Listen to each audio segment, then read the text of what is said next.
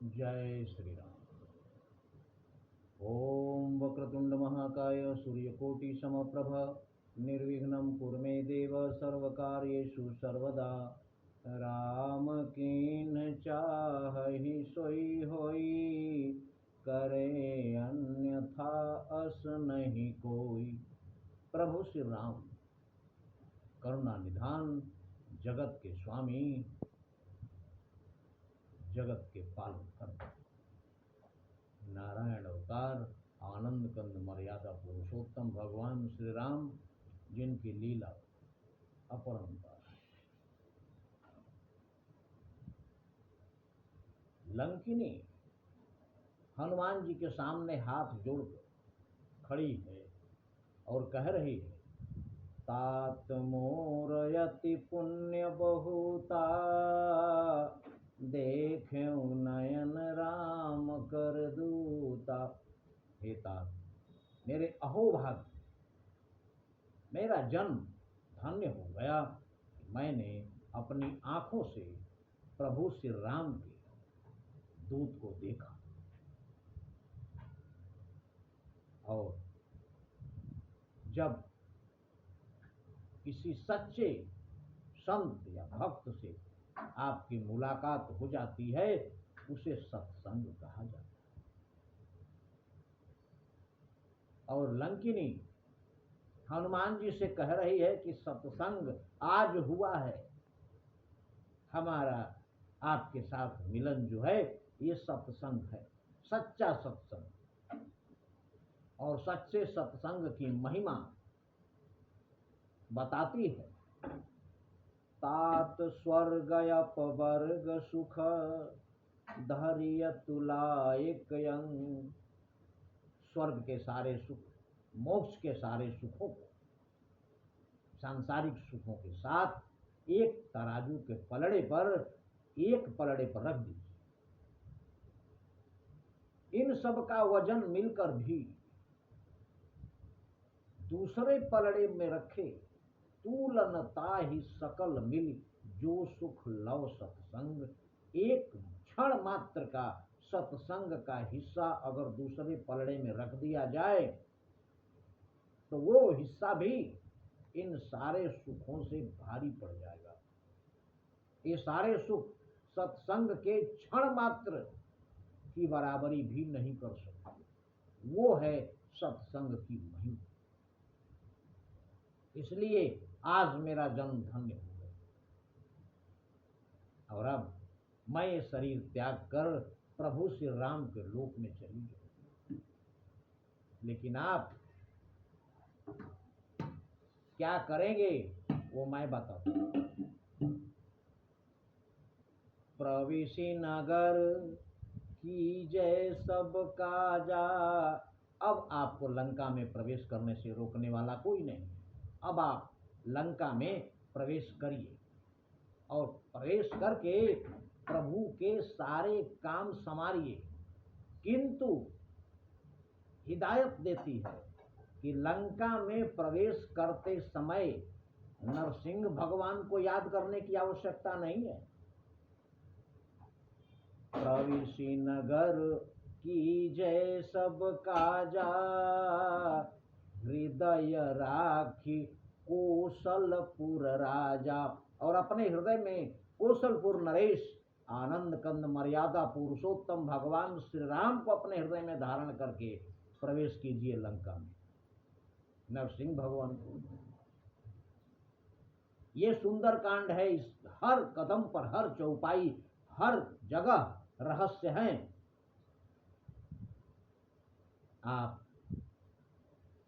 ध्यान से ये सारे प्रसंग देखें और सुने, तब इसका आनंद आपको आए। उसके बाद हनुमान जी प्रभु श्री राम को याद किए और प्रभु श्री राम यहां बैठे बैठे सिर्फ एक ही चिंता में डूबे हुए हैं इस समय। और वो चिंता सबसे बड़ी क्या है? प्रभु को सबसे ज्यादा चिंता अपने भक्तों की होती है। प्रभु श्री राम इस बात से चिंतित हैं कि हनुमान लंका में गया है, हनुमान सुरक्षित रहे, बाकी जो होगा हम देख लेंगे, लेकिन हनुमान को कुछ नहीं होना चाहिए। सोचिए प्रभु श्री राम क्या है, कितने दयालु। और हनुमान जी लंका में प्रवेश करते हैं। अति लघु रूप धरेउ हनुमाना, लंकहि चलेउ सुमिरि भगवाना। और भगवान का स्मरण करके हनुमान जी लंका में प्रवेश कर गए। अति लघु रूप, फिर पुनः छोटा सा रूप बनाकर लंका में प्रवेश किए। राक्षसों की नगरी है लंका, जगह जगह कदम कदम पर भयंकर राक्षस पहरा दे रहे हैं। उनके बीच में से बड़ी चालाकी से छुपते छुपाते हनुमान जी घुस गए लंका। और मंदिर मंदिर प्रति करी शोधा। अब देखिए, लंका राक्षसों की नगरी है, किंतु वहां के सारे मकानों को मंदिर लिखा हुआ है। मंदिर मंदिर प्रति करी शोधा। घर घर में नहीं ढूंढे, महल महल में नहीं ढूंढे, मंदिर मंदिर प्रति करी शोधा। एक एक मंदिर में उन्होंने माता जानकी को ढूंढा। मंदिर क्यों? तो लंका में ऐसा कोई घर नहीं है, ऐसा कोई मकान महल नहीं है जिसमें देवाधिदेव महादेव का मंदिर नहीं है। इसलिए हर घर मंदिर है। इसलिए मंदिर मंदिर प्रति करी शोधा, देखे जहां तहां अगणित योधा। और हर जगह अनगिनत बड़े से बड़े योद्धा देखे हनुमान जी। अब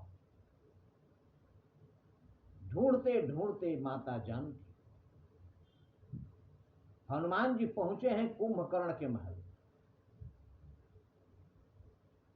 ये प्रसंग आपको बहुत पुराने मानस में मिलेगा, नए मानस में नहीं। इसलिए